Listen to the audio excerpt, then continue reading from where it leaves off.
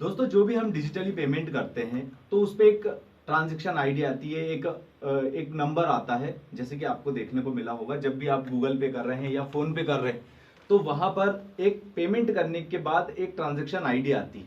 अगर मान लेते हैं कि आपकी पेमेंट इधर उधर होती है तो आप क्लेम कर सकते हैं। अगर आपका दिया हुआ पैसा सामने वाले तक नहीं जाता तो आप लीगली क्लेम कर सकते हैं। तो ये जो लीगल डॉक्यूमेंट है, इसका पुष्टिकरण कौन करता है? कौन सा ऐसा प्रावधान है भारत में जो इस चीज का पुष्टिकरण करता है? मैं बात कर रहा हूं इंफॉर्मेशन टेक्नोलॉजी एक्ट, जिसको सन 2000 में इनेक्ट किया था। इसके बाद 2008 में इसमें बदलाव किए गए। उसके बाद एक केस भी निकल कर आया था 2015 में। इन सारी ही बातों को इस वीडियो में हम जानने का प्रयास करते हैं। तो ईयर 2000 में आईटी एक्ट को लागू किया गया था। अब ये जो आईटी एक्ट है, इसको हम इंफॉर्मेशन टेक्नोलॉजी एक्ट ईयर 2000 के नाम से जानते हैं।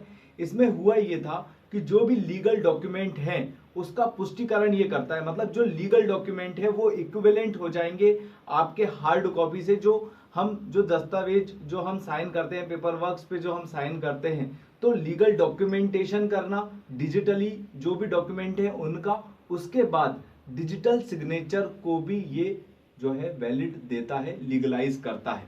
तो आईटी एक्ट ईयर 2000 में ये सारी चीजें थी। इसके बाद कुछ इंपॉर्टेंट सेक्शन भी थे। यहां पर पहुंचने से पहले आप एक बात ये जानिए कि जो डॉक्यूमेंट हैं उनको लीगलाइज करने की जरूरत क्यों है, डिजिटली चीजों को डिजिटलाइज करने की जरूरत क्यों पड़ी।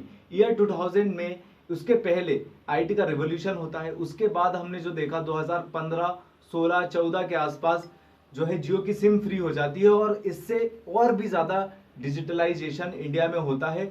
इंटरनेट, क्योंकि इंडिया में बहुत ही कम दामों में मिलता है लोगों को, और इंटरनेट का इवोल्यूशन जो है वो आम जनता को टच करता है, पेनिट्रेट करता है।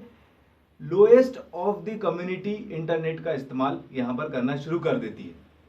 इसी के अंदर हमने ये भी देखा कि सन 2012, 13, 14 के आसपास फ्लिपकार्ट, अमेजॉन, ये सारी चीजें अपनी जो है वो लोगों तक अपनी सुविधाएं पहुंचाते हैं। ऑनलाइन आप शॉपिंग कर सकते हो, जिसको हम ई कॉमर्स बोलते हैं। तो यूनाइटेड नेशन का एक प्रावधान बना था जिसको हम UNCITRAL नाम से जानते हैं, यूएन सिट्रल, जो कि आईटी इंफॉर्मेशन टेक्नोलॉजी को बढ़ावा देने के लिए है, लीगलाइज करने के लिए है। जो भी सारे दस्तावेज हैं उनका डिजिटलीकरण, ये यूनाइटेड नेशन की तरफ से एक प्रावधान, एक समिट हुई थी यूएन सिट्रल करके, उसमें ये बातों को रखा गया वर्ल्ड के सामने। और उसी चीज के अंतर्गत भारत में इन चीजों की शुरुआत हुई अंडर आईटी एक्ट ईयर 2000, ताकि लोगों के साथ कोई भी फ्रॉडगिरी ना हो सके और आप कंज्यूमर कोर्ट में इस चीज के लिए क्लेम कर सके। तो जब आईटी एक्ट ईयर 2000 को लागू किया गया तो उसमें और भी सारी चीजें निकल कर आई, जैसे government to government communication, online माध्यम से एक पुख्ता कम्युनिकेशन हो सके। उसके बाद गवर्नमेंट टू बिजनेस, जैसे गवर्नमेंट जो है माइनिंग के टेंडर निकालती है, इलेक्ट्रिफिकेशन के टेंडर निकालती है, रोड के टेंडर निकालती है, तो वो G2B में आता है, गवर्नमेंट टू बिजनेस में आता है। उसके बाद गवर्नमेंट टू कंज्यूमर में, जैसे पीएम किसान सम्मान निधि, इसके बाद लाडली बहना योजना, जैसी सारी चीजें आपको डिजिटली अवेलेबल कराई जाती है गवर्नमेंट के द्वारा। तो ये सारी चीजें, इसका इंपॉर्टेंस है इस चीज को लीगलाइज करने का, क्योंकि अगर किसी के साथ फ्रॉड होता है, किसी के साथ कोई स्कैम होता है, तो आप अंडर आईटी एक्ट ईयर 2000 के अंदर जो है क्लेम कर सकते हैं। कुछ इंपॉर्टेंट सेक्शन के बारे में भी मैं आपको यहां पर बताना चाहता हूं। सेक्शन नंबर 66 हैकिंग से संबंधित है। उसके बाद सेक्शन 66C में आइडेंटिटी थेफ्ट के बारे में मेंशन किया गया है। इसके बाद सेक्शन 66F में जो है साइबर टेररिज्म को मेंशन किया है काफी डिटेल में। इसके बाद ईयर 2008 में इसी आईटी एक्ट में जो है अमेंडमेंट किया गया, संशोधन किया गया, जिसमें सरकारें जो हैं वो वेबसाइट्स को ब्लॉक कर सकती है। हमने कोविड के टाइम पे कई सारी चीजें देखी थी कि भारत सरकार ने कई सारे चीनी एप्लीकेशन पे बैन लगाया था, उसके बाद और सारे चीनी एप्लीकेशन पे बैन लगाया था। उसमें सबसे प्रीमियम जो एप्लीकेशन वीडियो एडिटर्स के लिए यूज होता है, कैपकट, उसको लोग वीपीएन के माध्यम से अब चला रहे हैं भारत में। तो ये सारी चीजें जो कर रही है सरकार, वो किस तरीके से कर रही है, वो आईटी एक्ट ईयर 2000 के अंदर आता है। इसके बाद एक मोस्ट इंपॉर्टेंट केस है जो कि श्रेया सिंघाल का केस है versus union of India year 2015 का।